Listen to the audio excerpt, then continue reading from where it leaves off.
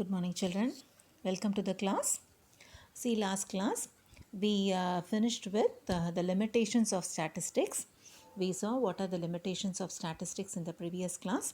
That is, it is not suitable where the study of the where the samples that have taken for study is measurable in qualitative terms, and statistical laws are not as exact as physical science laws or mathematical laws.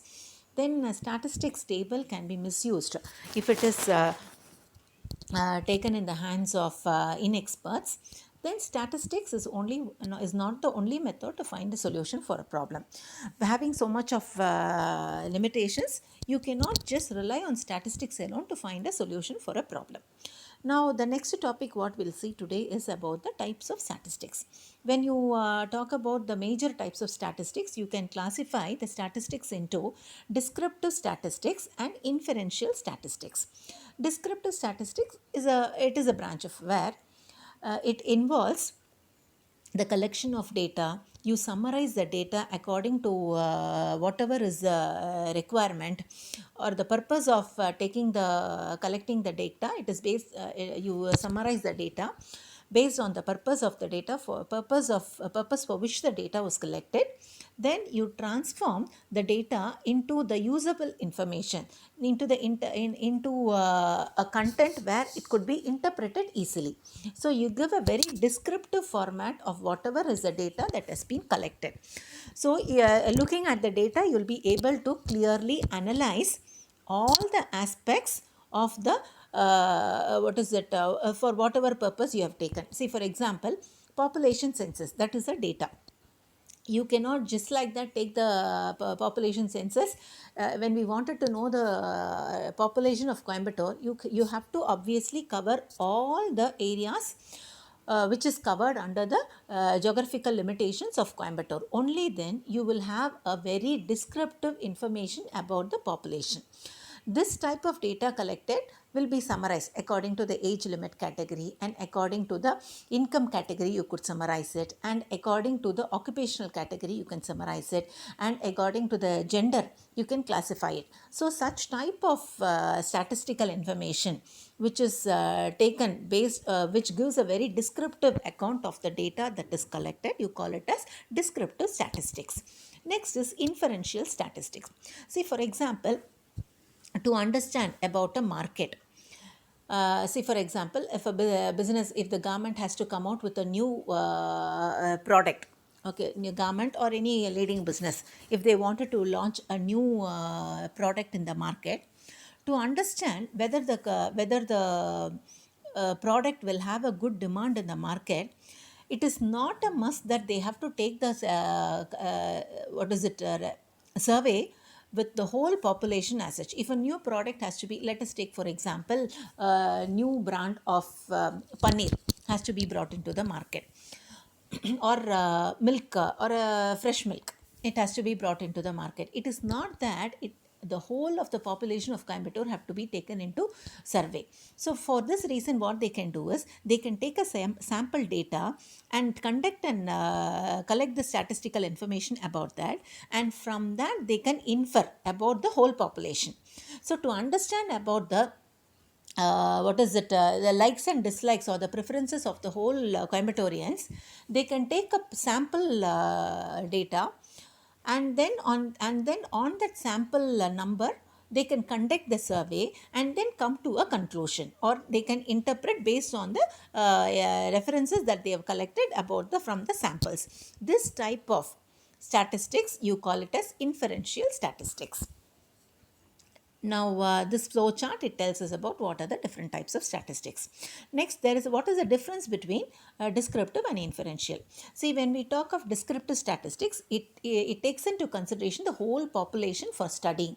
Okay, so the whole population is taken under study, whereas inferential statistics, it just draws the conclusion only based on the sample that has been taken for survey. So not the whole population is taken, just a sample of the population is taken, and the conclusion is drawn based on the drawn about the whole population only based on the sample that has been taken for consideration.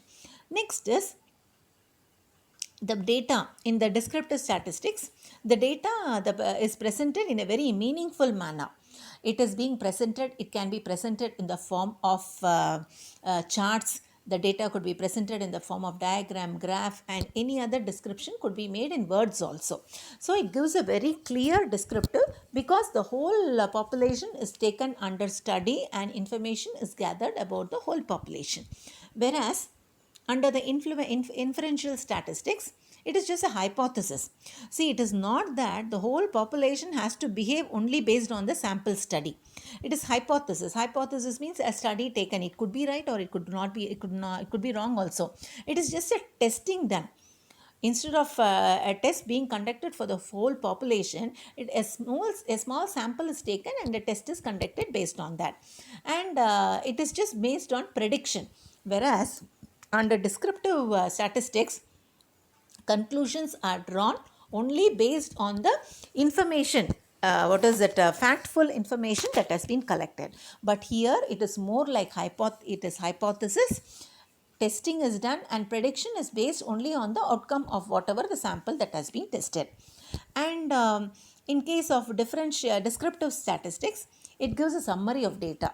Finally, you arrive at a conclusion by taking into consideration all the parameters of study, and a summary of data is given here.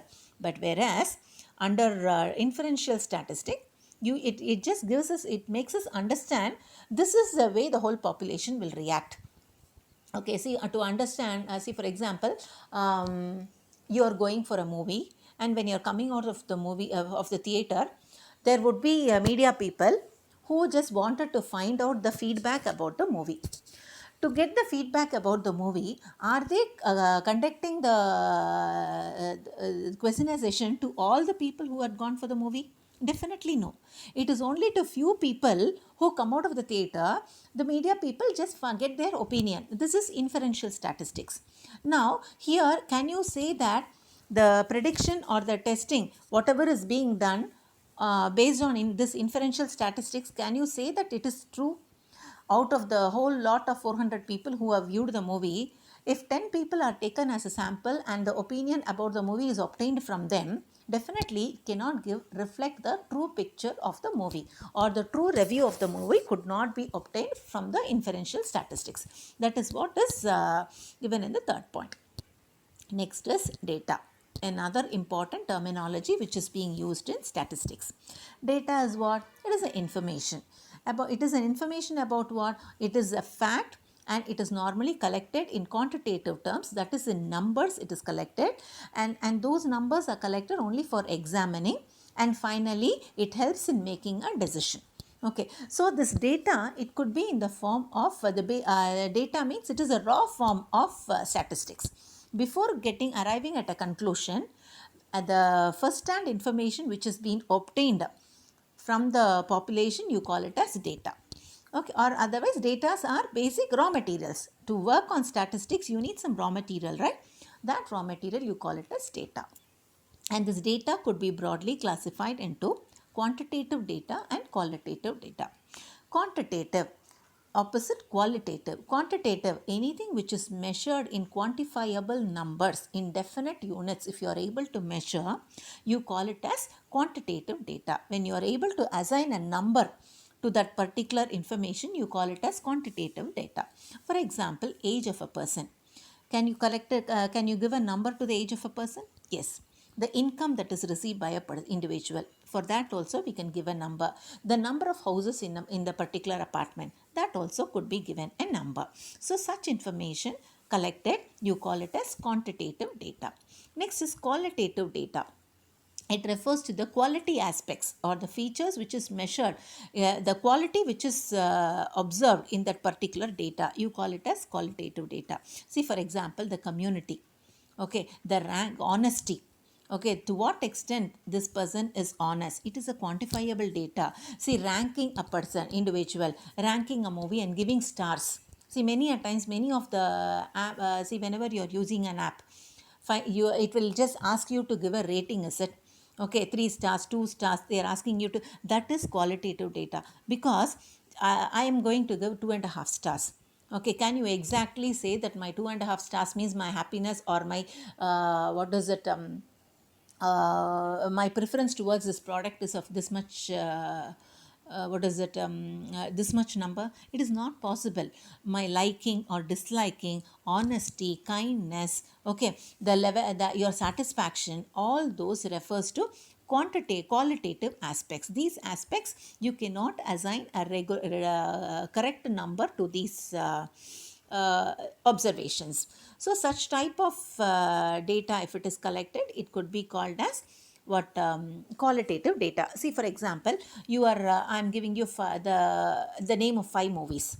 Okay, I'm asking you to list out the 5 best movies of your favorite actor.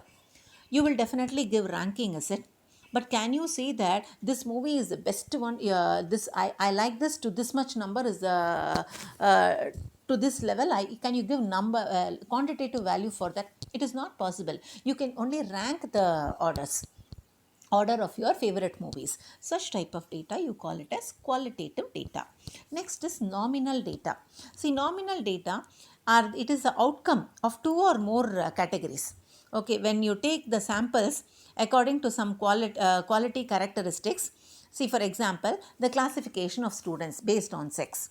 They could be classified on 2 criteria, is it? Male, female, you can classify. For example, you are classifying the workers. You could classify them as skilled workers, semi-skilled workers, unskilled workers. So, you are giving a nominal, assigning a nominal data under 2-3 different headings. For example, your level of education. Okay, undergraduation, post graduation, or just matriculates you are. So such type of allocation of the data, where it could be classified into 2 or 3 categories. The whole population could be classified under 2 or 3 categories, means that you call it as nominal data. Next is rank data. This is assigning the ranks to specify the order of the integers. Let us 1, 2, 3 ranks are given, and according to, see, normally this type of classification is made for the level of performance. See, for example, they have the places quiz competition is kept. Based on the performance of the individuals in the quiz, they are being ranked as it.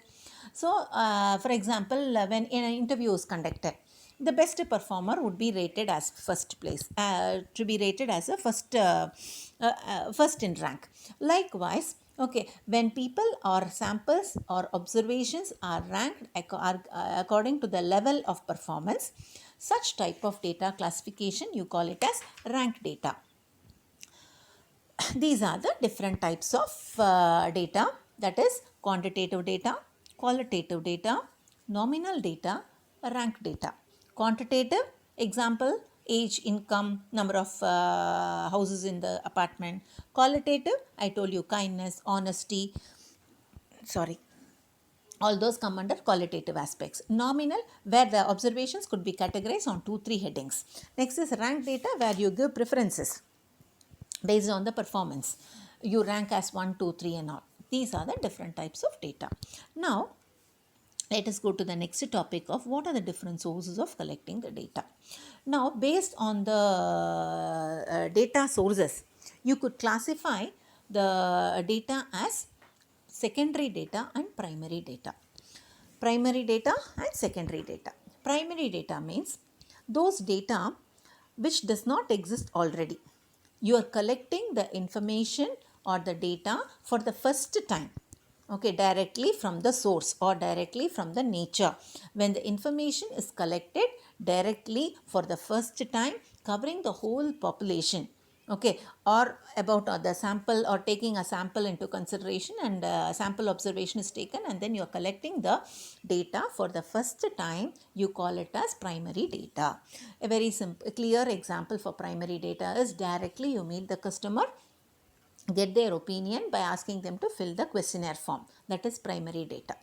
Based on that, when you are going to draw some conclusion and you arrive at an information that this much number of customers visited the shop, this much number of customers, see, for example, if the questionnaire is being given to the customers in a home appliances shop, okay, on an average they have collected they have given the questionnaire for the number of customers who visited during a week time, means the directly when you get the information from the customers, you call it as primary data. Based on that primary data, when you just collect the source of information that on the first day this much number of people came, on the second day this much number of people came, and this much number of people was bought refrigerators, this much number of people bought television sets, this much number of people returned without buying anything.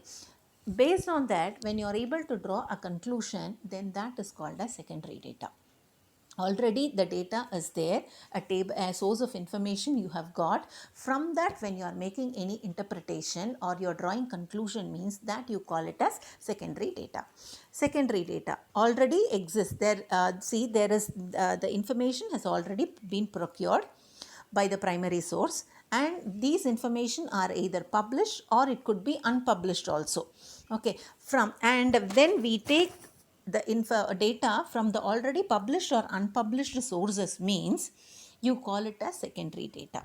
See, many a times the data is being collected by the Central Statistical Organization or National Sample Survey Organization. CSO means Central Statistical Organization. NSSO, National Sample Survey Organization. RBI, Reserve Bank of India.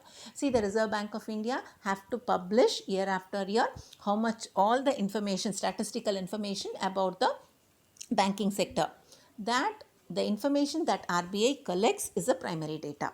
The information that RBI is publishing, no, that is called as secondary data. From that we take all the information and we come to a conclusion, is it, we are able to understand this is the number one branch, the bank which is being ranked as first. From that, if we are getting information, means that is called as secondary data. I think I am a little clear, children. Now, this classification data could be classified based on characteristics as one, quantitative, qualitative. Under the quantitative itself, there could be primary and secondary. Under qualitative also, there can be primary and secondary. Then based on the source of information, they are classified as primary data, secondary data. Now, the theory part alone I shall teach, and for the practical part I shall use the other form of video taking method. So today I shall just go only with the theory part of the lesson. Arithmetic mean, all of us we might have learnt in our lower classes. It is a measure of central tendency, that is, it is an average, or it measures the location, how far, okay, about among the arithmetic mean, median and mode. These are called as simple averages. When we take the averages of the given data, all the given data, when it has got a tendency towards moving towards the center point, center location, then you call it as central value, or you call it as average, or the measure of locations. So based on the measure of locations, okay, there are 5 averages. One is broadly speaking, simple averages, mean, median and mode are classified as simple averages. That is, mean means what? Adding all the observations, dividing by the number of observations is mean. Median means what? The middlemost value in the given observation when the given data is arranged in ascending or descending order, and finding out the middlemost value is median. Mode means from the given data, the more the number of times a particular observation is repeated, means that is called as a mode. So all these, it has a tendency towards the central value. So you call it as central value or measure of central tendency. These are called as simple averages. And the other 2 averages, I told you totally 5 averages are there. The other 2 averages are geometric mean and harmonic mean.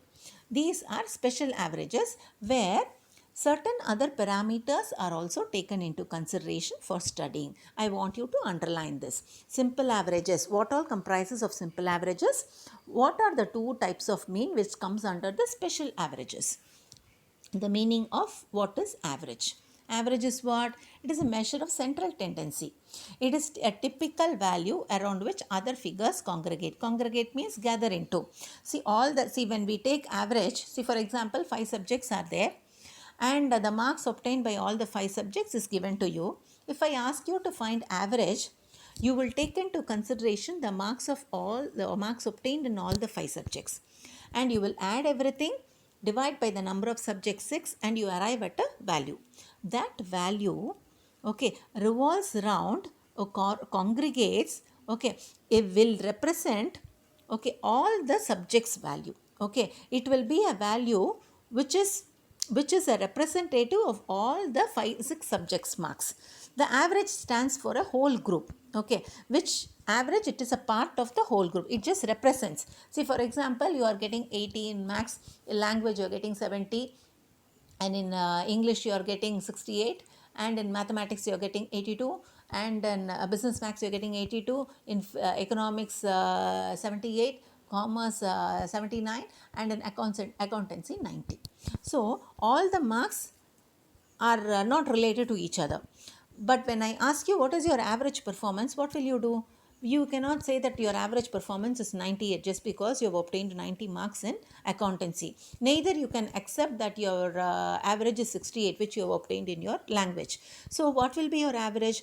When you take into consideration the mark obtained in all the subjects and find a centralmost tendency value, that only will represent your average. That is called as mean. Mean is one of the most widely used method to summarize the given data, and it is known as measures of location. And the formula for finding mean, normally how mean is represented, x bar, okay, where you add all the observations. Okay, if n observations are there, you add everything, divide by n. N is nothing but number of observations. Okay, now a small example is given. Calculate the mean for the given data. The given data is what? 2, 4, 6, 8 and 10. What is the formula for finding mean? You add everything, sigma x. Sigma is nothing but summation. 2 plus 4 plus 6 plus 8 plus 10. You arrive at 30. What is the number of observations? How many items are given? 5 items are given. So it will be 30 divided by 5, 6. 6 will be a representative of all the 5 items given. There is another shortcut method, okay, where the formula will be A plus sigma D by N, which I shall teach you in the next video. Okay. The next topic is standard deviation. Also I shall teach you along with the sums. Next is correlation.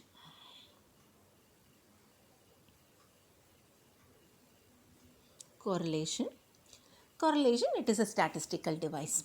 Again, it helps us to analyze the covariations. Okay, how far there is variation from one variable to the other variable. When see, for example, when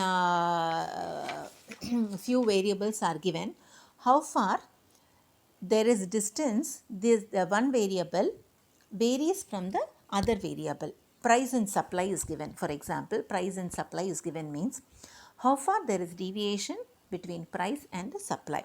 In what direction is price and supply moving? So if all of us know, I take for example price and demand. Okay, what is the variation between the two variables? All of us know that when price increases, demand decreases. Okay, so this is the variation between these two. The study about or the analysis about these two variations, you call it as correlation or correlation. Okay, there are different ways of learning the correlation, and we can classify the types of correlation taking into basis certain criteria. First thing is taking the direction of how much it is changing. See, for example, price and demand. How these both, if one is changing, what is there is a resultant change in the other variable, but what is the direction in both are changing? In that, you can classify it into positive correlation and negative correlation. So based on direction of changes, you can classify the data or the correlation into positive and negative correlation. Clear examples, for example, if we are taking a correlation is said to be positive correlation when means if the two values of the values of the two variables, price and demand, let us take, if they are moving, not demand, supply only I have to take, if they are moving in the same direction, okay, you call it as positive correlation. See, for example, price and supply. Supply is an positive curve. When price increases, you are ready to bring in more supply into the market. So both are positively correlated. Many a times I might have used this word. So when price increases, supply also increases. When price decreases, supply also decreases. So both of them, they move in the same direction only, either upward direction or downward direction. So price and supply is a very clear example for positive correlation. Likewise, your income and expenditure. When your income is increasing, automatically there will be an increase in your expenditure. This is also a positive correlation. Next is negative correlation. Negative correlation means if the values of the variables, they move in the opposite direction, you call it as negative correlation. Here I can take the example of price and demand. When price increases upwards, demand falls down.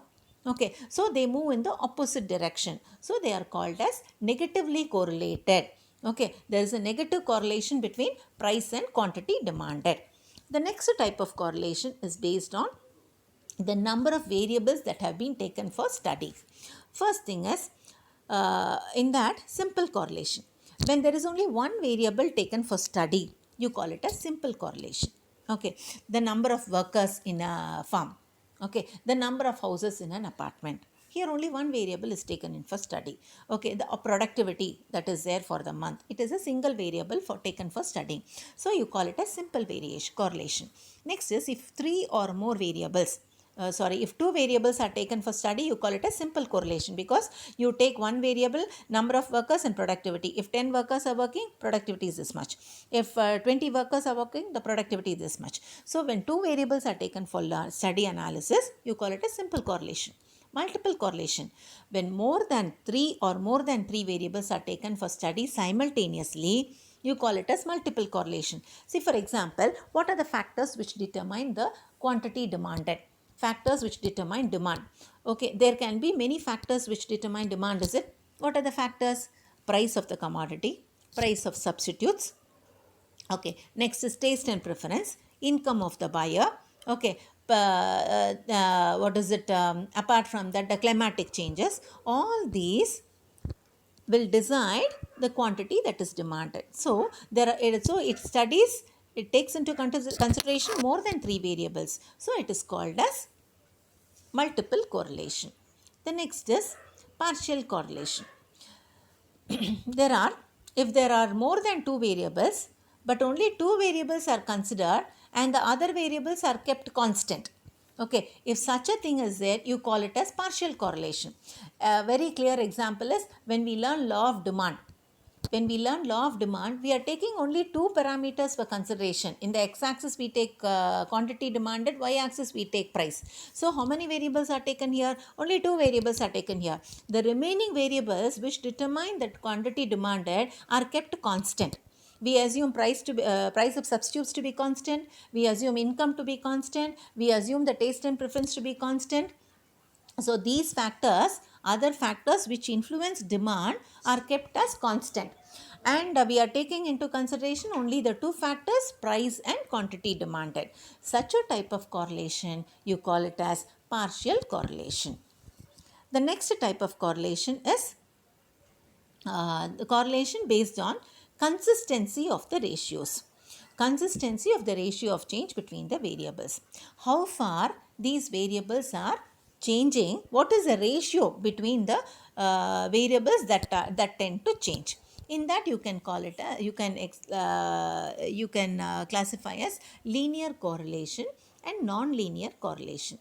Under linear correlation, a correlation you say it to be linear when the amount of change in one variable tend to bear the same change in the other variable also. Okay, see, for example, if price is increasing by 1 unit, quantity demanded is also decreasing by 1 unit, means then you call it as linear correlation.